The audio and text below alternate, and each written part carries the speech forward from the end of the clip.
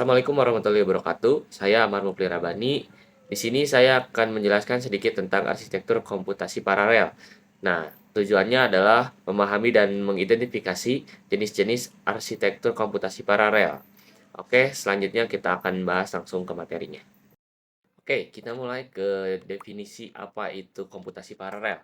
Nah, di sini komputasi paralel adalah cara kerja komputer di mana beberapa tugas atau instruksi dijalankan secara bersamaan, bukan satu persatu seperti komputer biasanya.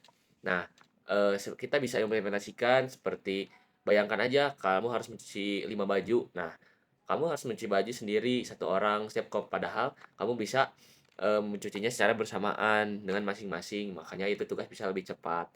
Nah, jadi bisa kita simpulkan bahwasanya komputasi paralel adalah teknik di mana beberapa prosesor bekerja secara bersamaan untuk menyelesaikan tugas, sehingga proses menjadi lebih cepat dan efisien dibandingkan jika dilakukan satu persatu.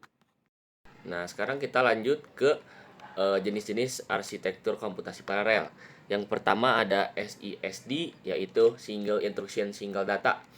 Nah, ini satu instruksi dijalankan pada satu data. Nah, komputer ini hanya memiliki satu prosesor yang menjalankan satu tugas pada satu waktu. Ini adalah arsitektur komputasi konvensional atau klasik seperti komputer pribadi atau yang biasa dikenal sebagai CPU tunggal. Contohnya seperti laptop atau PC dengan satu core. Nah, SSD ini adalah arsitektur paling sederhana di mana satu instruksi dijalankan pada satu data oleh satu prosesor. Oke, kita lanjut yang kedua ada SIMD di mana Single Instruction Multiple Data. Satu instruksi yang sama dijalankan pada banyak data secara bersamaan. Nah, ini tuh cocoknya untuk tugas data yang besar dan berulang, seperti pengolahan gambar, video, atau AI. Banyak prosesor bekerja paralel menjalankan instruksi yang sama di data berbeda. Nah, ini tuh contohnya seperti kita mempunyai GPU. Nah, GPU atau Graphic Processor Unit atau yang sering kita bisa itu VGA mungkin ya. Nah, pada SIMD ini satu instruksi dijalankan secara paralel pada banyak data, contohnya GPU yang sangat cepat dalam proses gambar atau video.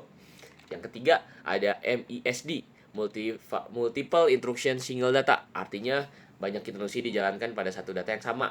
Nah, ini jarang digunakan dalam dunia nyata karena tidak efisien untuk kebanyakan kasus.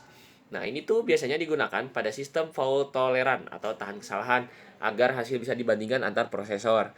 Nah, ini tuh contohnya kita bisa lihat dalam sistem redundansi pesawat atau roket.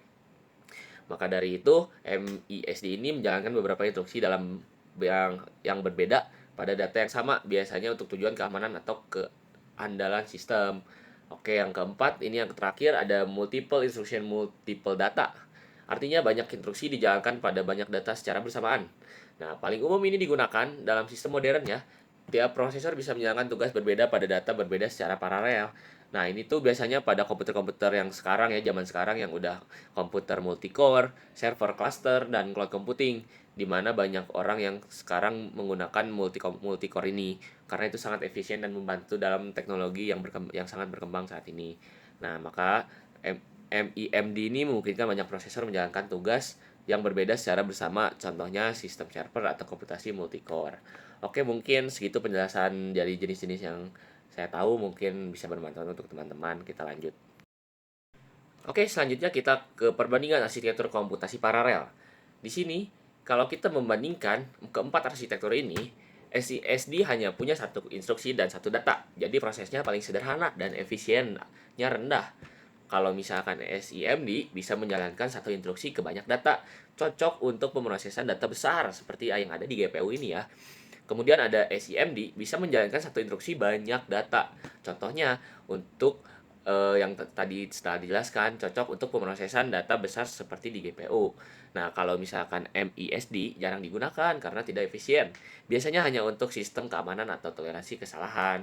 Kalau misalkan MIMD paling fleksibel dan efisien. Kenapa? Karena bisa menjalankan banyak instruksi pada banyak data sekaligus, seperti pada komputer multicore atau server paralel. Oke, mungkin cukup sekian yang bisa saya sampaikan. Ini adalah hasil dari identifikasi saya yang telah saya baca dan juga saya pahami. Mudah-mudahan bermanfaat. Terima kasih yang telah mendengarkan. Oke, kita bertemu lagi di lain kesempatan. Terima kasih. Wassalamualaikum warahmatullahi wabarakatuh.